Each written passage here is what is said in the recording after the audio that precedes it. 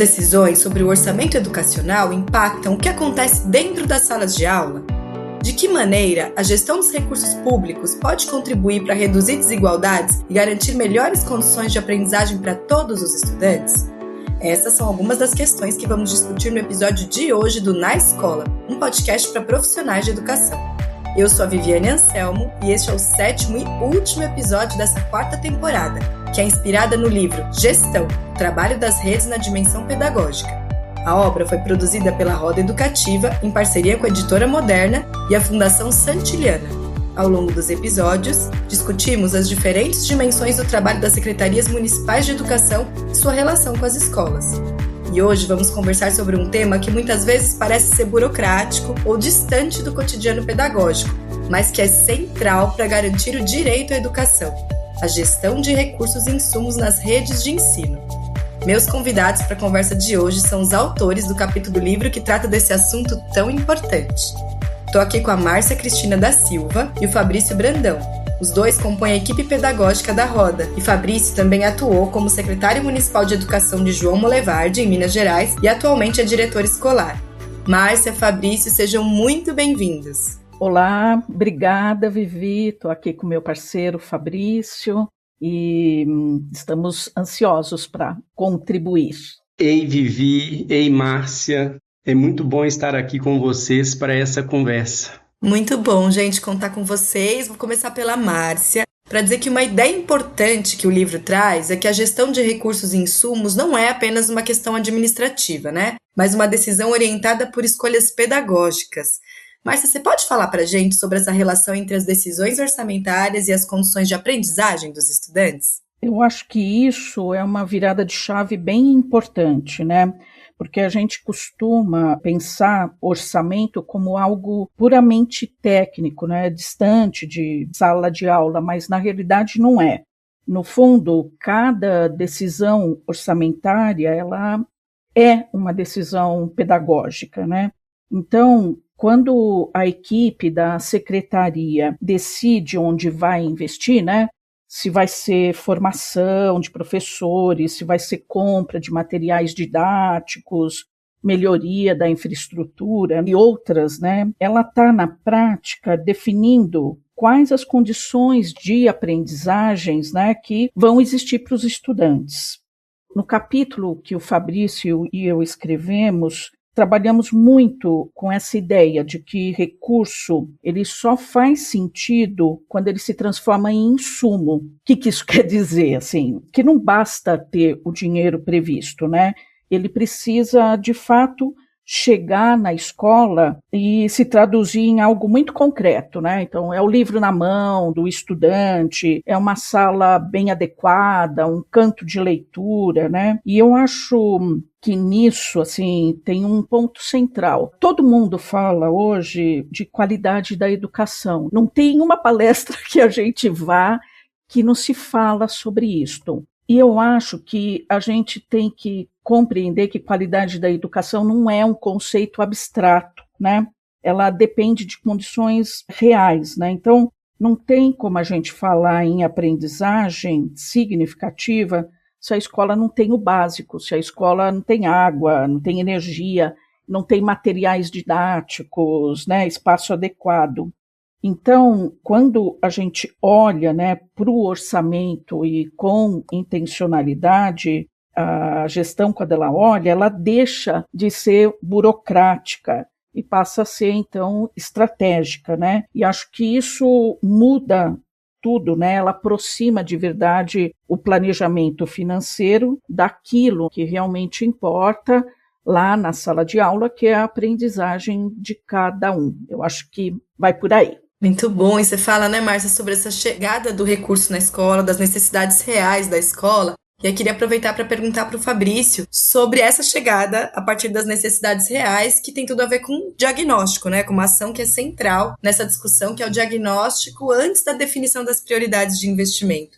Que tipo de dados, Fabrício, informações as secretarias deveriam analisar para compreender melhor as desigualdades dentro da rede? Bom, algo que deve estar posto desde o início, Vivi, e que a sua pergunta já aponta, é que antes de definir prioridades de investimento, é essencial que as secretarias de educação conheçam de forma clara a realidade de cada escola de sua rede. Então, para que o investimento possa ser realmente assertivo, é necessário que sejam analisados dados quantitativos e qualitativos, que possibilitarão a identificação das maiores desigualdades e das maiores necessidades. E quais devem ser essas principais informações a serem observadas?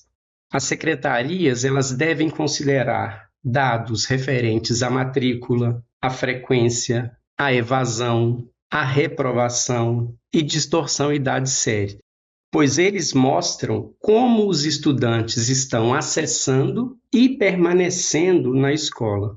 Também é importante avaliar os resultados de aprendizagem, como o desempenho nas avaliações internas e externas, para compreender quais escolas têm apresentado desempenhos insatisfatórios ou abaixo do esperado.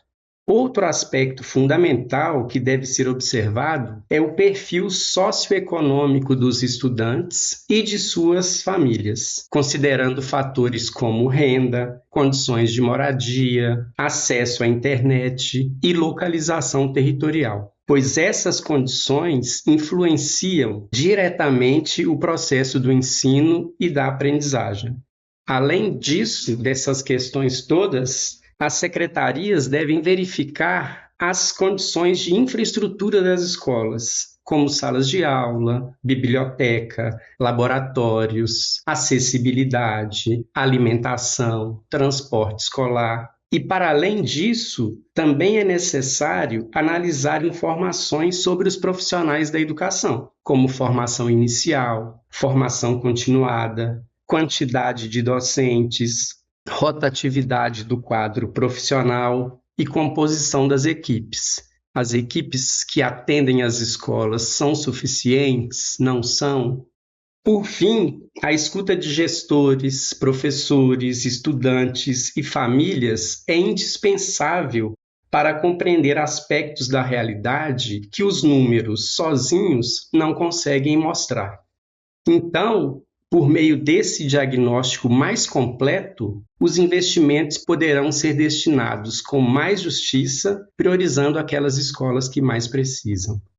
E para facilitar esse diagnóstico, eu gostaria de chamar a atenção para um instrumento de priorização equitativa que a Márcia e eu sugerimos no capítulo que escrevemos, e que combina diferentes dimensões de análise, como a dimensão territorial, a dimensão socioeconômica, a dimensão pedagógica, de infraestrutura, de gestão.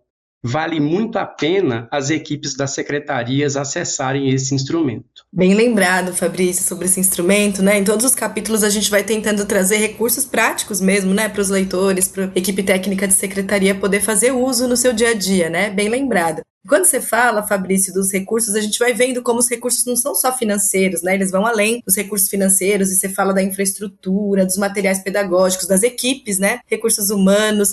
Então, eu queria perguntar para a Márcia, na prática, quais são os principais desafios para garantir que tudo isso, todos esses recursos, realmente se transformem em condições concretas de ensino e de aprendizagem nas escolas, né?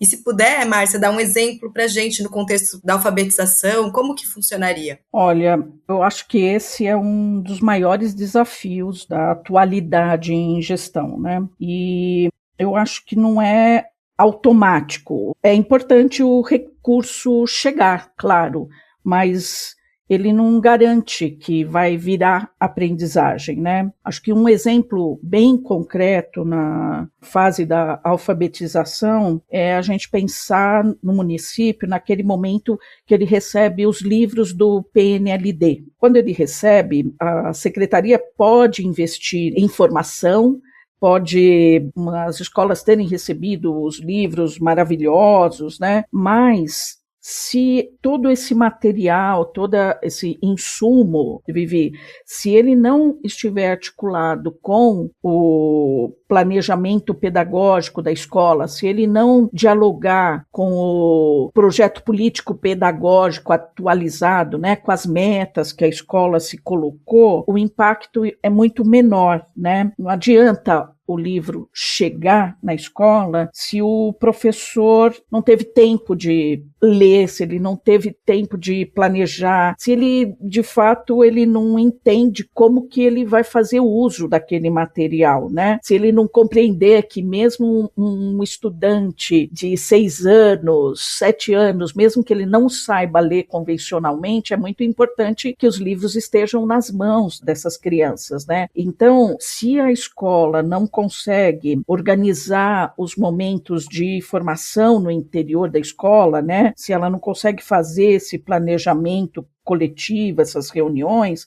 esse professor não consegue colocar em uso com qualidade mesmo, né?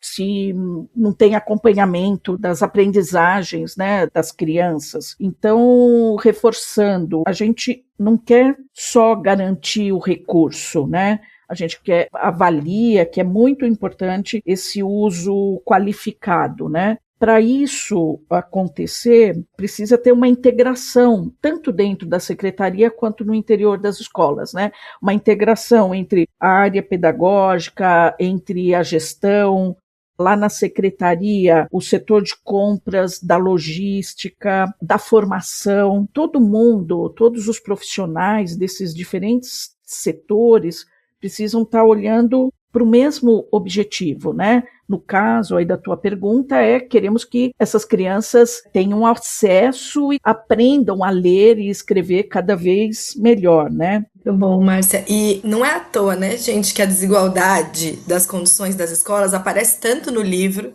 em vários capítulos, nesse também, e apareceu na fala do Fabrício, aparece na nossa conversa, porque é uma realidade, né? A desigualdade nas condições das escolas. Então eu queria voltar nisso para perguntar para o Fabrício sobre essa relação entre financiamento e equidade. Como as secretarias de educação podem utilizar os recursos disponíveis para promover equidade dentro das próprias redes, já que a gente tem esse desafio tão grande que é a desigualdade de condições das escolas? Vivi, quando falamos em equidade no financiamento da educação, é importante compreender que nem todas as escolas vivem a mesma realidade. Por isso, mais do que distribuir recursos de forma igual ou até mesmo aleatoriamente, as secretarias de educação precisam olhar com atenção para as reais necessidades de cada unidade escolar e investir mais e melhor onde os desafios são maiores. Na prática, o que isso significa?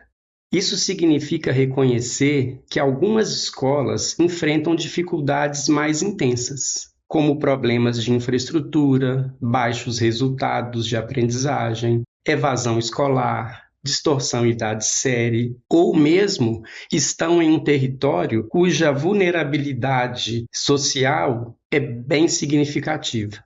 Nesses casos, então, é justo e necessário que essas escolas recebam um apoio maior, tanto em recursos financeiros quanto em acompanhamento pedagógico e técnico. Outra coisa que é importante é pensar que promover equidade não se resume a realizar melhorias no espaço físico ou adquirir materiais e equipamentos somente. Envolve investir na formação dos professores, no fortalecimento das práticas pedagógicas e em ações que ajudem os estudantes a permanecer na escola e avançar em suas aprendizagens. Pensando dessa forma, o financiamento passa a cumprir um outro papel, que é o de contribuir para reduzir as desigualdades dentro das próprias redes e garantir que todos os estudantes tenham oportunidades mais justas de aprender e se desenvolver, independentemente do lugar onde estudam.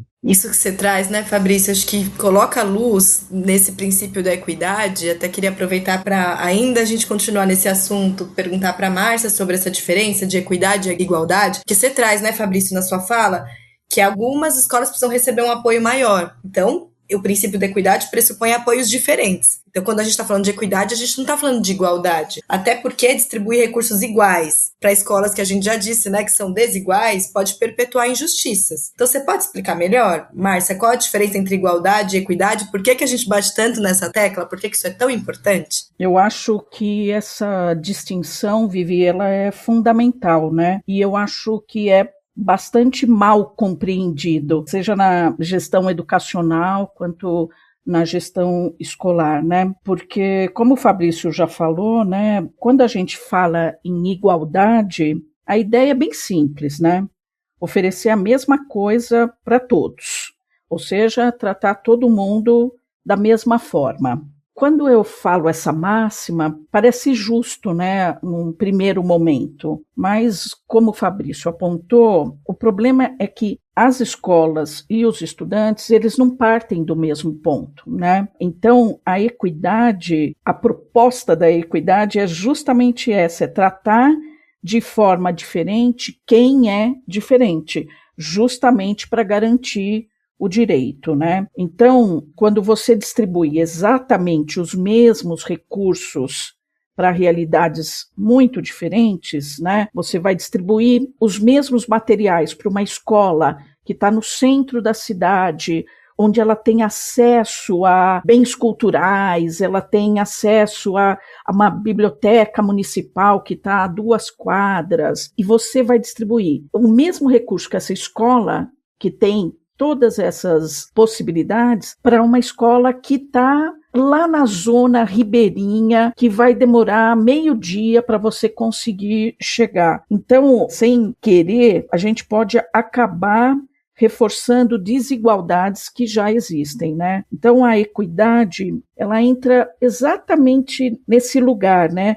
Ela parte de um ponto, de um reconhecimento que tem escolas que enfrentam desafios muito maiores do que as outras, né? Acho que o Fabrício já apontou vários quesitos, né? Localização, a vulnerabilidade social, tudo. Então, quando a gente fala em equidade, assim como eu pontuei numa questão anterior sobre a qualidade da educação, equidade também não é uma coisa abstrata, né? E eu acho que no capítulo a gente fala disso, e eu acho que isso é um ponto central mesmo, assim. A equidade, ela é uma estratégia de gestão. Tendo isso em mente, o convite mesmo é olhar para essas diferenças de forma intencional para decidir onde o investimento precisa ser maior para que o direito da aprendizagem seja garantido para todos, né? Isso é muito central no capítulo, né? Isso que você trouxe agora, como é valioso pensar isso como estratégia da gestão. Ocupa um lugar central mesmo nessas tomadas de decisões, né? E aí eu queria perguntar para o Fabrício uma pergunta bem prática, assim, né? Assim como a gente vem falando que a gente tenta fazer no livro. Há recursos de programas federais, como o PDDE, que é o Programa Dinheiro Direto da Escola, que são liberados diretamente do governo federal para as unidades escolares, né?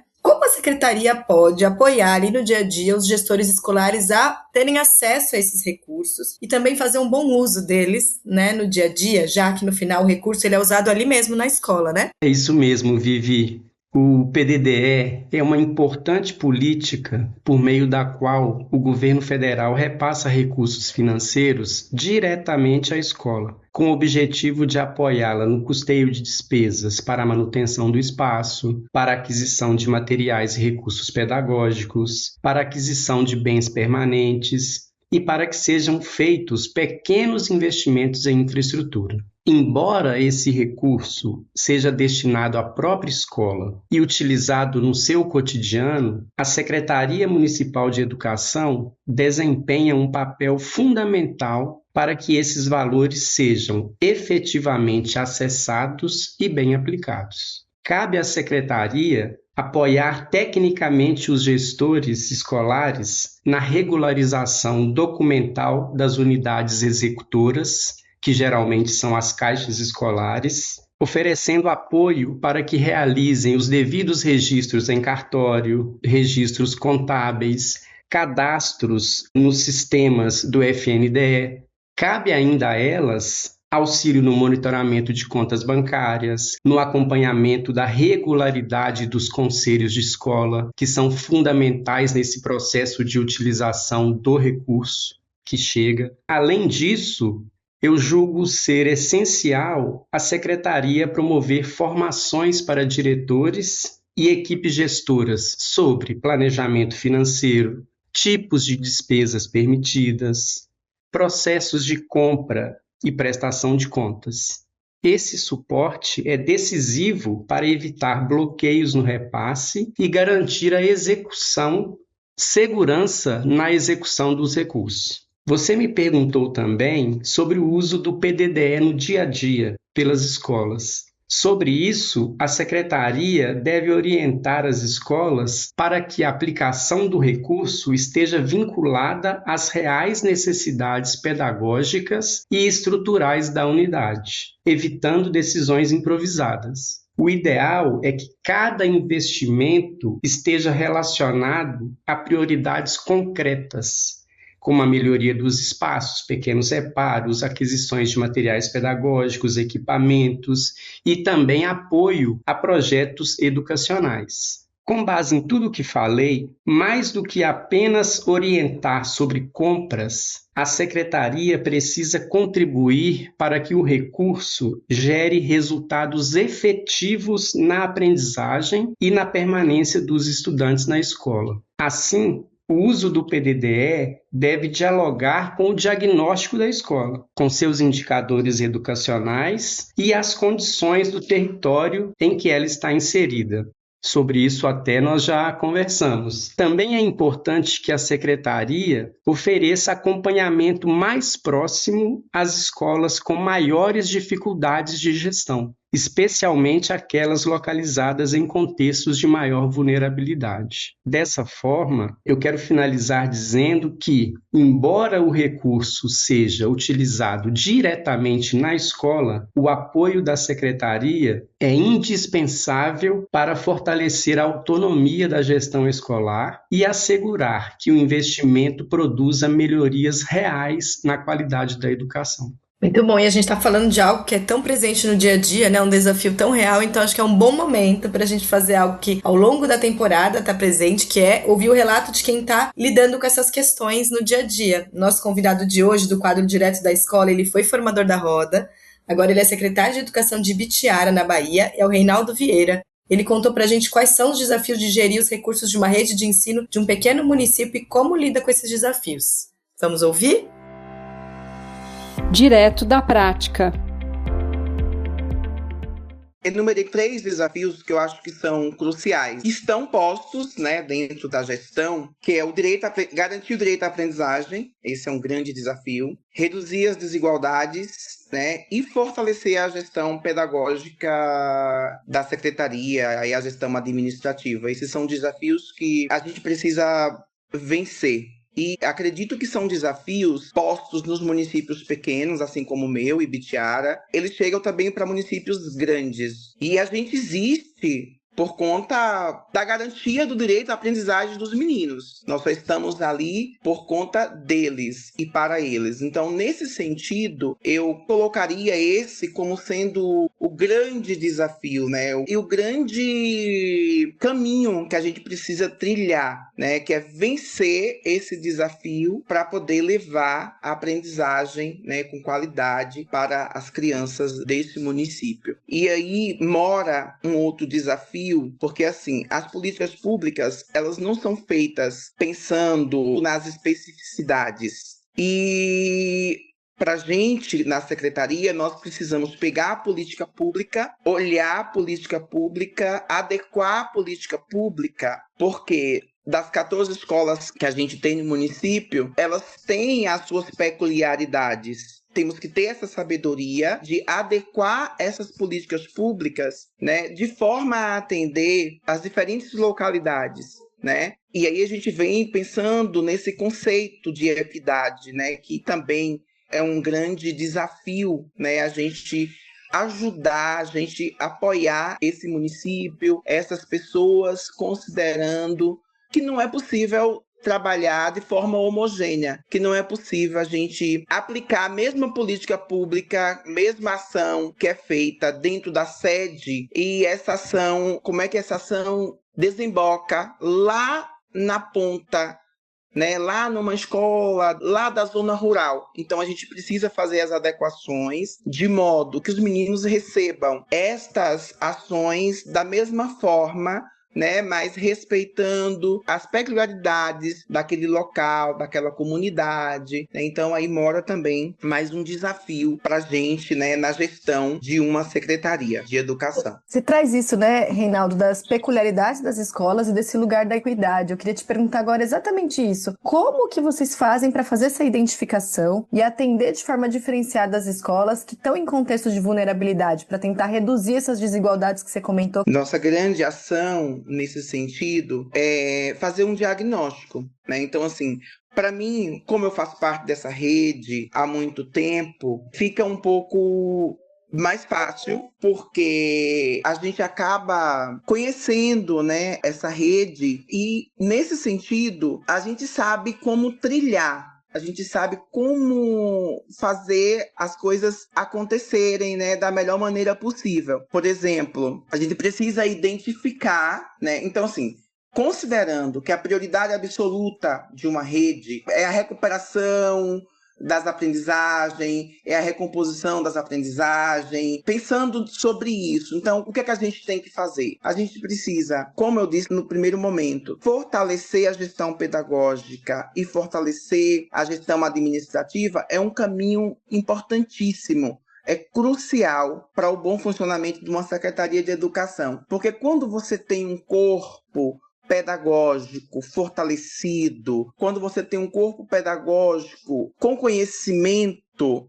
a gente traçar esse trabalho de fazer um diagnóstico que os meninos precisam, né? Então a gente tem um caminho de envolvimento, sabe? A gente tem informação mensal com os diretores escolares, né? Então a gente tem um trabalho bem sistêmico no sentido de fazer a formação com as duplas gestoras, a dupla gestora leva a formação para o professor vai com essas discussões para os meninos, esse trabalho volta para a mão do coordenador, que volta para a mão da equipe técnica da secretaria, e eu, como secretário, não perco de vista nenhum desses momentos, por entender que o coração de uma secretaria, por entender que o coração de um município está nesse fortalecimento, né? Está nesse olhar técnico-pedagógico que a gente tem que ter para com os meninos, porque a razão de existir de um município são os alunos. Gente, o Reinaldo foi trazendo coisas muito alinhadas ao que a gente estava discutindo, né? Foi dando exemplos muito parecidos com os elementos que a gente trouxe. O que mais chama a atenção de vocês nesse relato? Vocês podem comentar? Bom, tão bom, né? Vivi, Fabrício, tão bom a gente ouvir, né, o colega, né, o amigo o Reinaldo, né? Porque ele traz a realidade concreta da escola, né? A gente, na hora de escrever, é tudo tão conceitual ali, né? Então, ouvir o relato é trazer tudo isso de uma forma muito viva, né? Ele fala das dificuldades, dos desafios, né? Daquilo que chega e outras vezes não chega na escola, né? E ele mostra exatamente isso, o quanto que todo esse processo pode impactar diretamente o que acontece na sala de aula, né? Uma coisa que me marcou muito nessa fala é a ideia de que não basta o recurso existir, né? Ele precisa fazer sentido no contexto da escola, né? Isso quer dizer o recurso chegar na hora certa, na quantidade adequada e precisa, como eu falei anteriormente, precisa ser usado com vista pedagógica mesmo. E o Reinaldo parece que leu o que a gente escreveu assim no capítulo, né? Toda a discussão de equidade, né? Quando ele fala, ele descreve a realidade dele, né? Fica muito evidente que nem todas as escolas vivem as mesmas condições, né? E isso reforça ainda mais a necessidade de uma gestão que olhe para essas diferenças de uma forma intencional, né? Para mim, esse depoimento é como se ele traduzisse muito bem essa ponte entre a gestão e a prática, né? Ou seja, aquilo que a secretaria decide lá no orçamento, no planejamento, aquilo não fica lá naquele prédio da secretaria, bonito, né? Ele chega diretamente na escola. Quando esse processo é bem feito, o que chega na escola vai fazer muita diferença, né? Mas também quando não chega, tem impacto, né? Pode não ser o impacto mais positivo que poderia ser, né? E você, Fabrício, gostaria de comentar? Primeiro, eu quero dizer que assino embaixo tudo aquilo que a Márcia disse. Mas eu gostaria de destacar que o Reinaldo, em seu depoimento, aponta que o maior desafio que se relaciona à gestão dos recursos é a garantia do direito à aprendizagem com equidade. E eu penso de igual forma que realmente esse é o maior dos desafios. O mais ainda, porque muitos municípios, nos seus processos de planejamento, não consideram o viés pedagógico que deve nortear os investimentos. Isso acontece porque não é raro que decisões sobre investimentos fiquem nas mãos do gabinete do prefeito ou de outras secretarias que não a de educação, como a Secretaria de Planejamento, por exemplo. Eu entendo que esse desafio ele só será superado quando as próprias secretarias de educação tomarem para si a responsabilidade de planejar os investimentos e direcionar os recursos considerando as reais necessidades das escolas de suas redes. Eu comento isso porque percebi no depoimento a preocupação e o compromisso do Reinaldo e de sua equipe em gerir os recursos que chegam ao município de forma a se planejar investimentos considerando o viés pedagógico que deve estar contido no planejamento. E é muito legal isso que vocês trazem, que o Reinaldo trouxe também na fala dele, desse compromisso, essa preocupação com o real sentido de tudo isso, né, que é a aprendizagem das crianças. E quando você diz, né, Fabrício, de tomar para si a importância desse lugar até para o futuro, né, das redes públicas de ensino, para a gente avançar e que o financiamento educacional esteja cada vez mais orientado por tudo isso que a gente vem falando de equidade, o direito dos estudantes à aprendizagem. A conversa está muito boa, mas a gente está chegando ao final do programa. Mas antes de encerrar, eu queria pedir para vocês deixarem alguma dica cultural para a gente. Pode ser um livro, um filme, um documentário, um vídeo. Pode ser você, Márcia, primeiro? O que você indica para a gente? Eu indico, cada um que está ouvindo aqui agora, eu fico imaginando que se vocês me convidassem para ir entrar na casa de vocês e olhar a estante, a biblioteca, eu acho que eu provavelmente tenho muitos livros de educação, livros de psicologia da educação, literatura, eu ia descobrir quem que é o autor, a autora que vocês mais gostam, mas eu acho que teriam pouquíssimos livros de arte. E eu acho que todos nós temos poucos livros de arte nas nossas casas, porque os livros de arte são mais caros, porque tem muitas imagens, tem capa dura, as edições são muito bem cuidadas, né? E é tão bom, gente, poder abrir um livro de fotografia, um livro que traz pintura, que traz gravuras, né? A gente poder ser inundado pelas questões estéticas, pelas provocações que os artistas trazem. Então, eu indico a gente olhar sebos e ampliar os nossos acervos pessoais de livros de arte. Ah, muito legal. E você, Fabrício, o que você indica pra gente?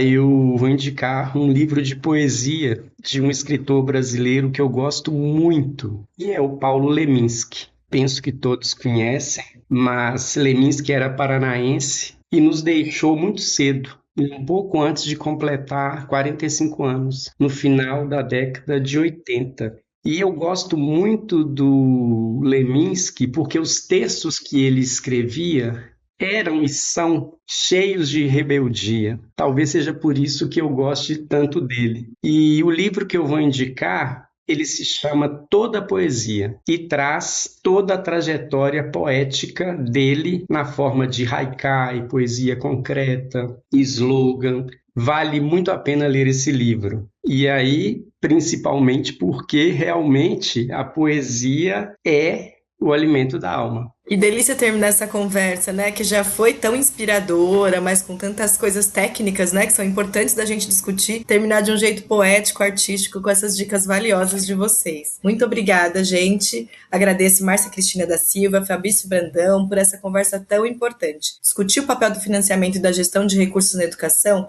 é algo que tem de estar no centro do debate, porque todo o sistema depende disso. Obrigada, gente. Muito obrigada pelas contribuições valiosas. Foi um prazer, super obrigada pelo convite. Eu gostaria de agradecer, Vivi, a você, a minha companheira Márcia, pela oportunidade dessa conversa tão importante. E espero ter contribuído para ampliar essa temática que abordamos. Obrigada, gente. Muito obrigada pela presença de vocês mais uma vez.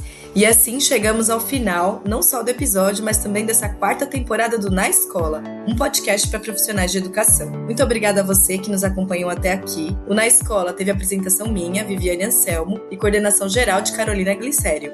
A produção e os roteiros foram de Denise Bacotina e Cleiton Mello, com captação de áudio de Fernando Sampaio. A edição e a sonorização foram de Domênica Mendes e as artes de João Salgado. Os programas foram gravados na São Paulo Escola de Teatro. Nessa temporada, discutimos o papel estratégico das secretarias de educação na construção de redes de ensino mais equitativas e comprometidas com a aprendizagem dos estudantes. Se você gostou dos episódios, compartilhe com os colegas e siga o podcast no Spotify. Na nossa playlist, você também pode ouvir as temporadas anteriores. Deixamos também os links para baixar os livros. Muito obrigada pela escuta e até a próxima temporada.